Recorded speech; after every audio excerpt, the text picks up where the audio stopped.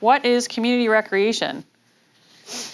And here's where you need to pay attention to your handout. I'm going to try to keep cueing you as to where we are in the handout. So you'll see the first section on your handout that actually has fill in the blanks. Your answer is on this slide right here. So,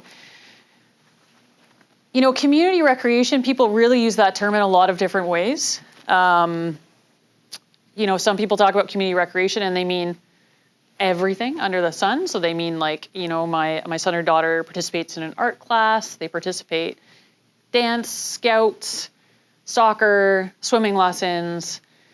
And we are going to talk about the term fairly broadly like that today.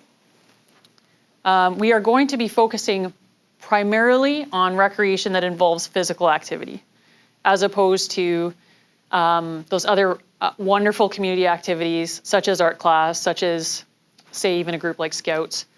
We're going to have a whole section just about why the physical activity component is something that you really want to make sure you're hitting and something that your child is participating in. Having said that, lots of the content, especially as we get into later where you're looking at and evaluating which types of programs are going to be a good fit for my son or daughter, are relevant for everything, all those different types.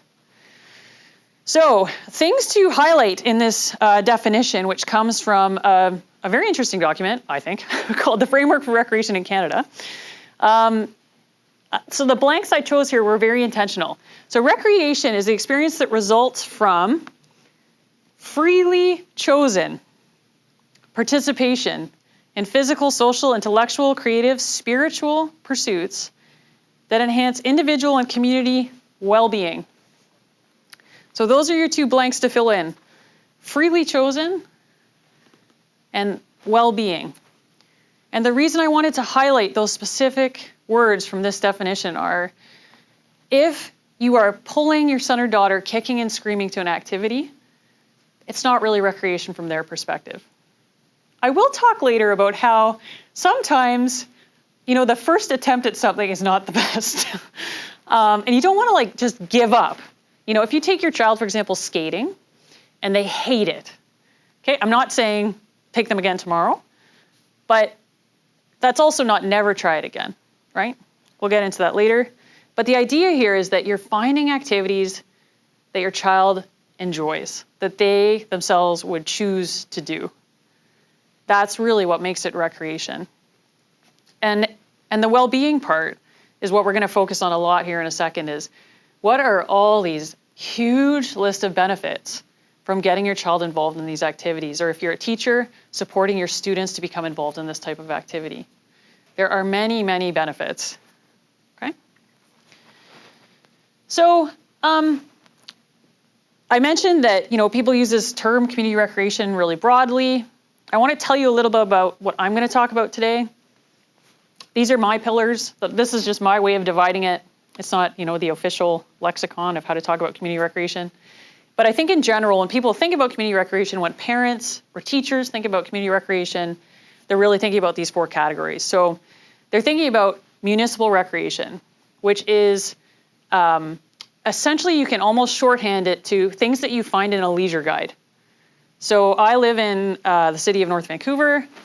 I look in the leisure guide that North Vancouver Recreation produces, or on their website now, of course. And I select activities from that. So that might be things like if I would like my child to do swimming lessons, if I want my child to take skating lessons, if I want him to participate in a day camp.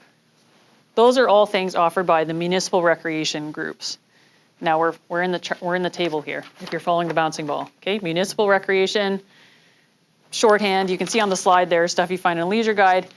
They are offered and run by municipalities. The reason I'm talking here and digging into who runs these things is because that actually has tremendous implication for the supports you might find available, the training you might expect from the people who are leading the program, et cetera, et cetera, et cetera. So we're going to talk about that later. Another sort of type of community recreation is sport. So sport is your second column here.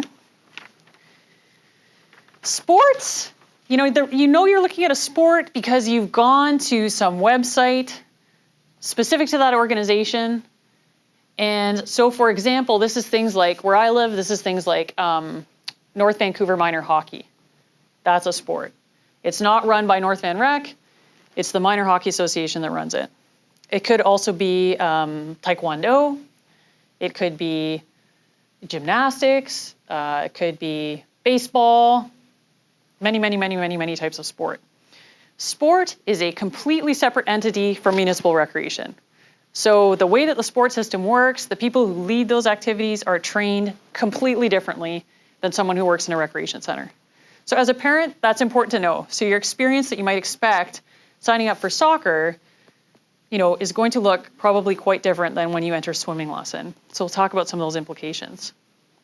One thing about sports is that they have local, provincial, and national associations that govern how they run. So North Vancouver Minor Hockey is a local sport organization that's governed by BC Hockey, which is a provincial sport organization, which is governed by Hockey Canada, which is the national sport organization.